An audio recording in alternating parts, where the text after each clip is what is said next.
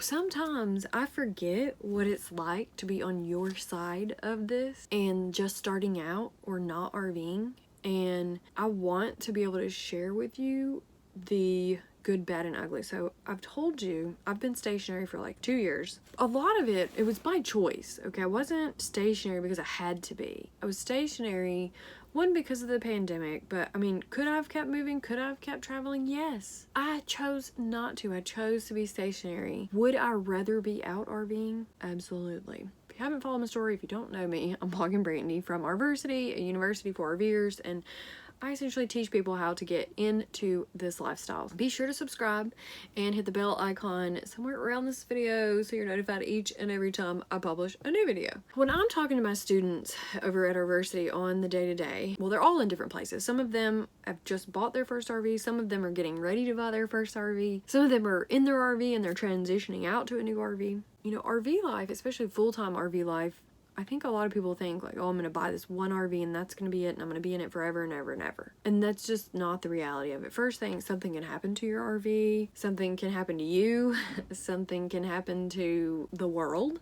There's so many things that can go down. I think about whenever I started this journey, when I was traveling, I really just felt complete chaos and I didn't have my mobile setup down. If I were to take off now and leave, I would feel 100% confident that I could fix things or that I knew the person to call to get something fixed. And the one thing that I feel like they don't tell you about RV life and RVing when you dive into it is if something goes wrong with your RV, especially right now when this whole pandemic hit and the world got turned upside down in manufacturing and all of that, you would drop your RV off and it could be gone for 2 months, 3 months. I mean, my van was gone 2-3 months. Every time it would be gone a month. Well, I've told you I'm not really allowed to talk about my van story because I was forced to sign an NDA, a non-disclosure agreement, with probably the largest RV dealership, at least in America, maybe in the world.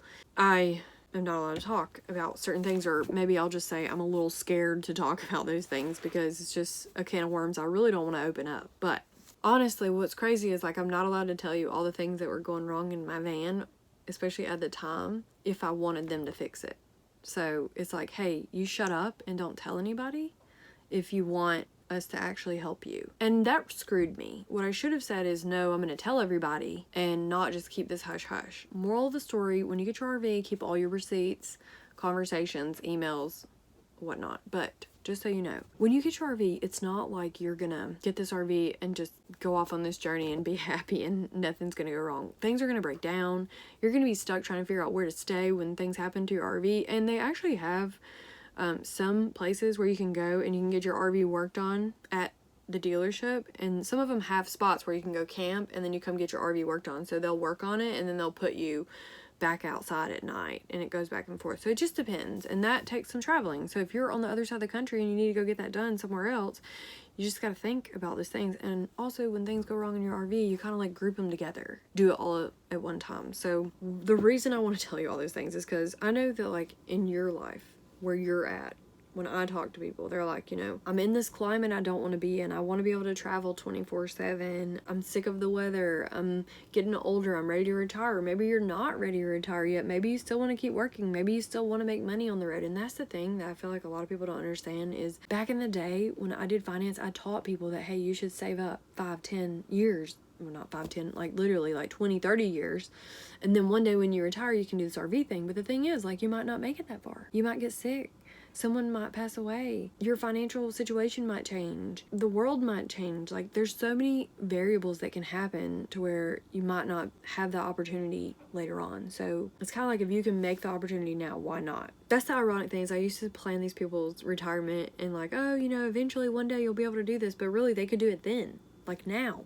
And that's the crazy part is I would do this financial advising stuff and tell people how they could make all this money later on instead of they're making it now, or they could be making it now. Things can happen. That's why you want to travel now and you want to do this RV thing now, whether you're stationary or whatever. At least if you start out stationary, then you can leave when you want. Because I could leave and just come back here. I could pull out today, be gone for a week, and just come right back to my spot. But I pay for that. That's really the thing that hit home with me is like, do you even know where you're headed on this journey? Do you want someone to hold your hand on this journey? Because I know where I was when I started out. Like, I didn't know anything about RV life. I didn't know what I was doing. I had this trailer that I drug around, and then I had this horrible accident, and then I had a van and another van.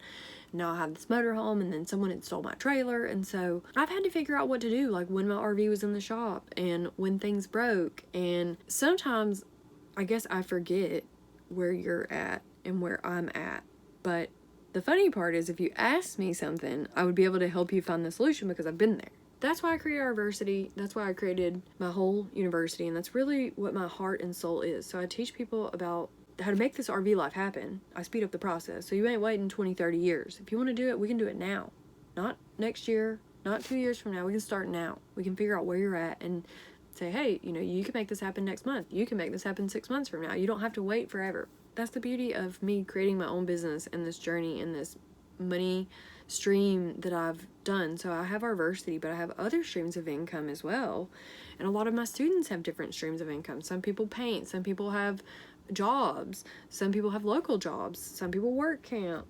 Some people live off of their retirement and savings and their pensions and Social Security and different things like that. So I have people from all different ranges and ages that I work with, and people that want to RV. And that's the interesting part, is like, it's not this thing that you have to wait till I'm so old then I can finally do it. Maybe you don't want to do it, or maybe you're too sick to do it, or unhealthy then. RVersity is really me helping you get started on this RV journey. And if you want to learn more about that, like I said, you can click the link below this video. But my goal is to help speed this process up, get you to where you're going faster than I got there, and not with all the headaches and the money that it cost that I wasted. I've wasted tens of thousands of dollars, tens of thousands, lots of money. That's kind of why I started the whole RVersity thing. And also it came from the fact that I didn't have any help. I didn't have anyone to help me. I was doing it by myself, and I thought, you know, my boyfriend will come along eventually. And he did do a lot, and he has grown a lot, and I love him so much. Okay, he's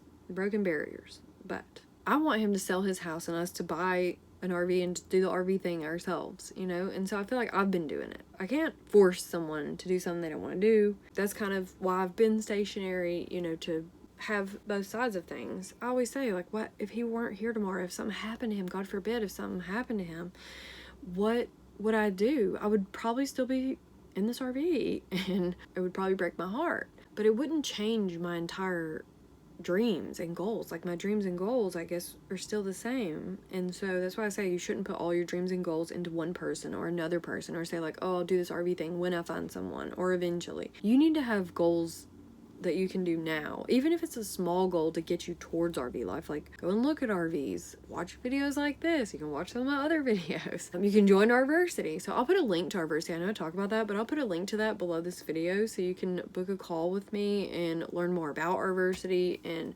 really find out if it's right for you. It's a beautiful life. It's a humbling life, but it's just like any other life. It has its ups and downs. And so I wanted to share with you the ugly side and the good side. If you like this video, hit the like button below. Let me know that you want more of these. And please drop a comment below this video. I love to read them. So be sure to check the description and all of the fun stuff that I mentioned. And until the next time, I'm Blogger Brady from RVersity, and I'll see you in the next video, in the next adventure that we're on.